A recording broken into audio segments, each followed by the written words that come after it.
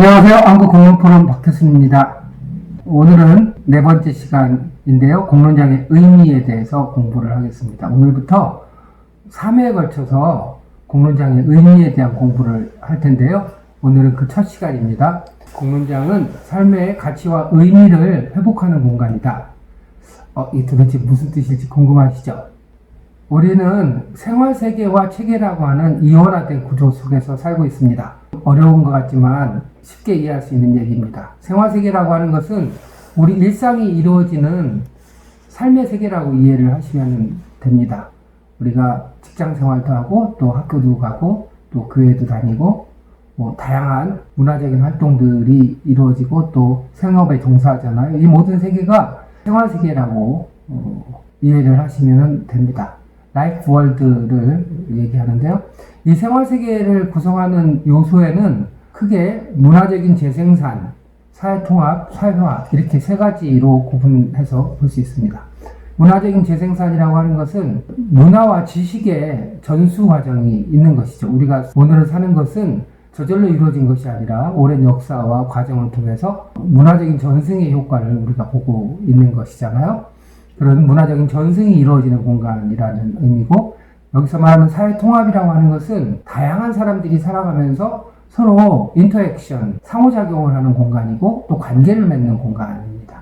그것에 따라서 일정한 결사체가 만들어지기도 하고 다양한 조직이나 행위들이 이루어지는 공간이죠. 사회화 과정이라고 하는 것은 아이를 낳아서 기르면서 한 인간이 교육이나 학습을 통해서 사회에 편입되게 되잖아요. 그런 일들이 일어나는 한 존재가 사회에 편입되는 과정이 존재하는 그런 공간이다, 이렇게 말씀을 드릴 수가 있습니다. 그런데 이제 이 생활세계가 갖는 큰 특징은 뭐냐면 의사소통 행위를 통해서 유지되는 공간이라고 하는 것입니다. 위에서 말한 문화적인 재생산이나 사회통합이나 사회화, 이 모든 과정은 의사소통이라고 하는 행위를 통해서 이루어지는 것이죠. 의사소통에는 말만 있는 것이 아니라 비언어적인 것도 있고 또 문서라든가 다양한 미디어 매체 같은 것까지 다 포함해서 상호작용이 이루어지는 것을 우리가 의사소통이라고 하잖아요. 그런 의사소통 행위가 일어나는 공간이죠. 상호 이해를 지향한다라고 하는 것입니다. 같이 살기 위해서는 상대방에 대한 또 다른 집단에 대한 조직에 대한 이해가 필수적이겠죠. 그런가 하면 사회가 무엇인가 기능을 하기 위해서는 사회적인 결속이 굉장히 중요하고 이런 지향과 결속에 따라서 정체성이 존재하는 공간이다, 이렇게 말씀드릴 수도 있습니다. 이 생활세계와 대립되는 말로 체계가 있습니다. 마르크스는 하부구조와 상부구조 이렇게 얘기를 하기도 했는데 그거는 이제 주로 경제적인 측면에서 생산 관계를 중심으로 이제 나눈 것이라면, 여기서 말하는 생활세계와 체계는 하버마스가 생활세계로부터 체계가 분화돼 나오고 그 체계라고 하는 것은 시장과 행정 권력의 자체 규제 메커니즘을 의미하는 것으로 개념 정의했습니다. 즉 우리 삶의 영역은 일반적으로 그냥 생활세계가 전부였었는데 이 생활세계가 합리화되고 효율화되면서 시장과 행정 권력이라고 하는 것이 만들어졌다라고 하는 것이죠. 이전에 동족촌 같은 경우에는 전형적인 생활세계잖아요. 그런데 이제 근대화 과정에서 시장도 생기고 장터도 생기고 그 다음에 또 면사무소도 생기고 그렇게 했죠. 그렇게 하면서 이제 생활세계만 존재하던 공간으로부터 그 생활세계를 넘어선 체계라고 하는 것이 형성된다라고 하는 겁니다. 이 체계를 구성하는 요소는 크게 두 가지인데, 하나는 화폐에 기반한 경제라고 하는 것이죠. 그래서 경제적인 교환이 이루어지는 공간이 존재하죠. 그 이전에는 물문교환이라든가 이렇게 다른 방식으로 이루어졌다면 화폐라고 하는 단일한 가치를 갖고 있는 것으로 모든 것을 통합하는 기능을 이제 효율적으로 하게 된 거잖아요. 그런가 하면은 이제 국가라고 하는 것이 형성이 돼서 국가가 일정한 권력을 가지고 정치적인 의사결정을 하게 되는 상황에 이르게 됩니다. 그런데 이런 체계 시스템이라고 하는 것은 이해보다는 성공을 지향하는 전략적 행동이 특징이라고 할 수가 있습니다. 우리가 행정이 일하는 패턴하고 일반 마을이나 동네에서 일하는 패턴하고 많이 다른 것을 볼 수 있잖아요. 행정은 정해진 시간 내에 정해진 목표를 달성하기 위해서 여러 가지 도구를 활용하는 것을 볼 수가 있습니다. 그리고 그 성과에 의해서 평가를 받게 되잖아요. 이렇게 체계는 생활세계하고는 다르게 전략적 행동을 한다라고 하는 것이 가장 큰 특징이라고 볼 수가 있습니다.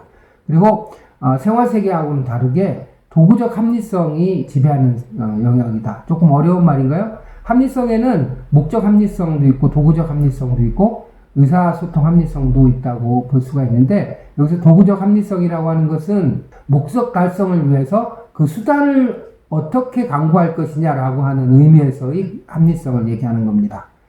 그러면서 이제 결과적으로는 이 체계가 생활세계에서 나왔음에도 불구하고 결과적으로는 체계가 강화되면서, 즉 경제나 국가가 강화되면서 생활세계, 의사소통에 기반한 생활세계를 침범하게 되는 상황이 만들어진다, 이렇게 얘기를 하는 거죠. 이것을 생활세계의 식민화라고 하는 말로 표현합니다. 그렇게 되면서 이제 생활세계가, 삶의 세계가 파괴되고 병리현상이 일어나게 됩니다. 먼저 생활세계가 식민화되는 과정에 대해서 조금 살펴보면, 생활세계가 체계에 의해서 대체되는 결과를 초래하게 됩니다. 그러면서 생활세계에 있었던 규범이나 가치나 의사소통 관행이 약화되는 것이죠. 그리고 돈과 행정 권력에 의한 도구적 합리성으로 그런 부분들이 대체되는 것이죠. 이전에 전통사회라고 하면 전통사회에 동네나 마을마다 규범이 있었잖아요. 마을 향약이라고 하는 것도 있고, 그리고 또 그 내부에 나름대로 질서라고 하는 것이 있었습니다. 그리고 모든 마을에 생기는 문제들은 마을회의라든지 이런 의사소통을 통해 가지고 많은 부분이 해결될 수 있었잖아요. 그런데 이제 우리가 국가체계가 되고 또 자본주의가 들어오고 이렇게 하면서 그런 마을에서의 자율적인 운영이라든가 그런 것들이 다 경제와 행정이 통제되는 사회로 변했잖아요. 그것을 이제 도구적 합리성이 지배하는 사회, 즉 생활세계가 식민화된 사회라고 표현을 하는 겁니다. 그 메커니즘을 살펴보면 경제체계는 인간 상호작용을 거래로 축소하게 되죠. 잘 이해가 되시죠? 자본주의에서는 그 임노동이라고 하는 것은 거래관계잖아요. 꼭 물건처럼 표현을 하잖아요. 가격으로 표현하고 시간으로 표현을 하잖아요. 그리고 행정체계라고 하는 것은 생활세계에서의 자율성이라고 하는 것을 관료적 통제와 하향식 결정으로 대체하게 되는 것이죠. 그래서 지금은 의사결정의 대부분을 국가나 행정이 하게 되고, 사람들은 삶에 있어서의 결정권을 더 이상 행사하지 않는 그런 상황이 됐다고 볼 수가 있습니다. 그렇다면 이렇게 그 삶의 세계가 파괴되고 체계가 지배하는 사회가 되면 좋을까요? 어떻게 생각해요?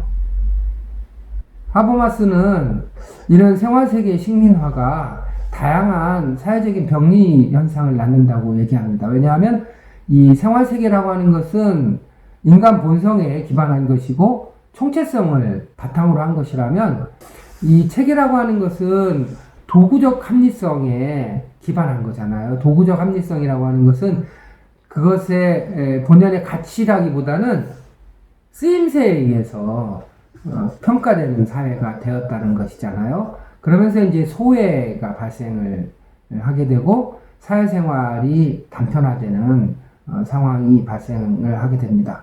여기 소외라고 하는 것은 우리가 삶에 있어서 다양한 요인들, 전체성이 훼손되고 특별한 용도로 사용될 때, 예를 들면은 노동자는 노동자 이전에 인간인데 인간으로서의 전체성이 발현되지 못하고 오직 노동 가치로만 표현될 때 소외 현상을 겪는다고 하잖아요. 그런 것처럼 이제 소외 현상도 일어나고, 그리고 이렇게 이제 의사소통 합리성의 세계로부터 도구적 합리성의 세계로 사회가 전환되면서 다양한 혼란들이 일어나게 되죠. 이전에 있었던 가치라든가 규범이라든가 인간에 대한 평가라든가 그런 것들이 다 뒤죽박죽이 되면서 삶의 의미를 잃게 되는 이런 현상들이 벌어질 수 있게 되는 거죠.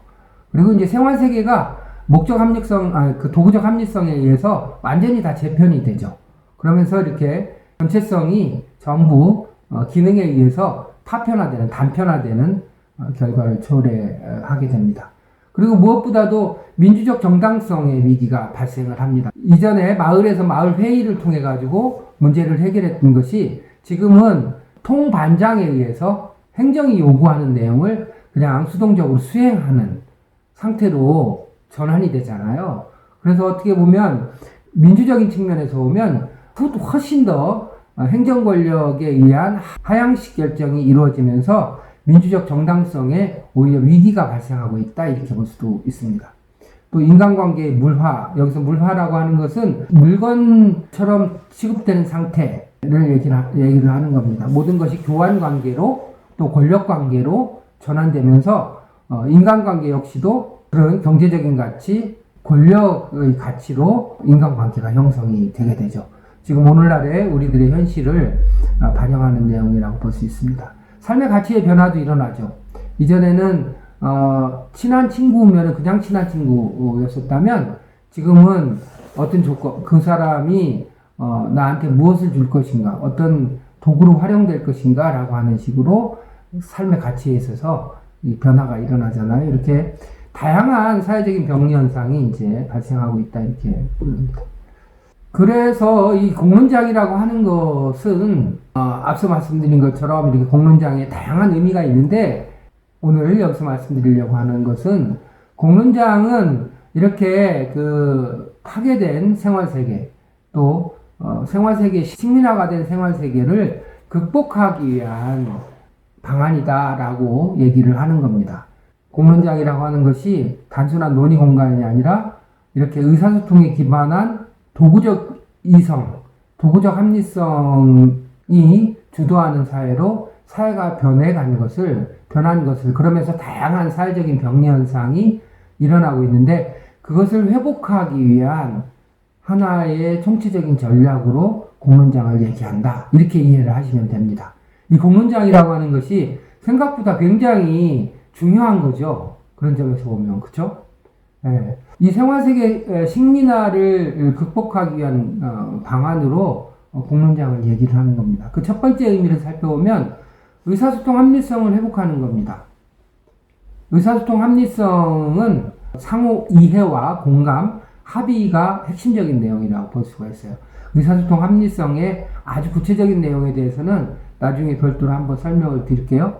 그런데 의사소통의 합리성이라고 하는 건 상호 이해, 그 다음에 공감, 합의라고 하는 것이 이제 기본적인 것이라면, 이 체계라고 하는 것은 합리성이 도구적 합리성이라고 그랬잖아요. 그래서 공론장에서 이 의사소통을 통해서 의사소통 본래의 의미를 회복하는데 공론장의 의미가 있다, 이렇게 이해를 하시면 됩니다. 그 다음에 두 번째는 삶의 영역에서 민주주의가 위기를 맞는다고 했잖아요. 그런데 공론장에서 삶의 영역에서 민주주의를 다시 활성화시키는 그런 의미를 갖는다고 볼 수가 있습니다. 그래서 일상에서 논의를 활성화함으로써 도구적 합리성으로부터 벗어날 수 있게 되는 거죠. 우리가 마을 만들기라든가 이런 동네에서 다양한 모임들을 통해 가지고 생활민주주의를 얘기를 하잖아요. 그것이 이제 어떤 의미에서 보면은 이런 모임들을 통해서 그 이전까지 직장 다니고 그 다음에 뭐 돈 벌고 그 다음에 행정이 모든 것을 해왔던 것으로부터 삶에 있어서의 민주주의를 회복하는 과정이라고 볼 수가 있는 거죠. 이해가 가실 거고요. 그 다음에 법률과 제도적 개혁의 공간이다, 이렇게 말씀을 드릴 수 있습니다. 제일 첫 시간에도 말씀드린 것처럼 공론장이라고 하는 것은 단순한 논의로 끝나는 공간이 아니라 사람들의 바람과 요구를 결집해서 그것을 법과 제도를 통해서 확보하는 것, 즉 권리를 쟁취하기 위한 공간이라는 말씀을 드렸잖아요.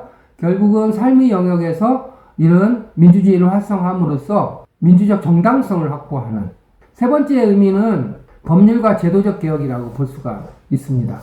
이 말은 뭐냐면, 지금 현재 우리가 갖고 있는 대부분의 법률이나 제도라고 하는 것은 경제체계 또는 행정체계가 중심이 되는, 그것이 효율적으로 작동하기 하는데 필요한 법률과 제도가 굉장히 많은 거죠. 그리고 그것은 도구적 합리성에 기반하고 있고 상당히 생활세계를 억압하는 요인들이 되고 있잖아요. 그것으로부터 벗어나기 위해서는 법과 제도적인 개혁이 반드시 필요하죠. 그런 법과 제도적 개혁은 어디서부터 나와야 되는 걸까요? 생활세계로부터 다시 나와야 되는 것이죠.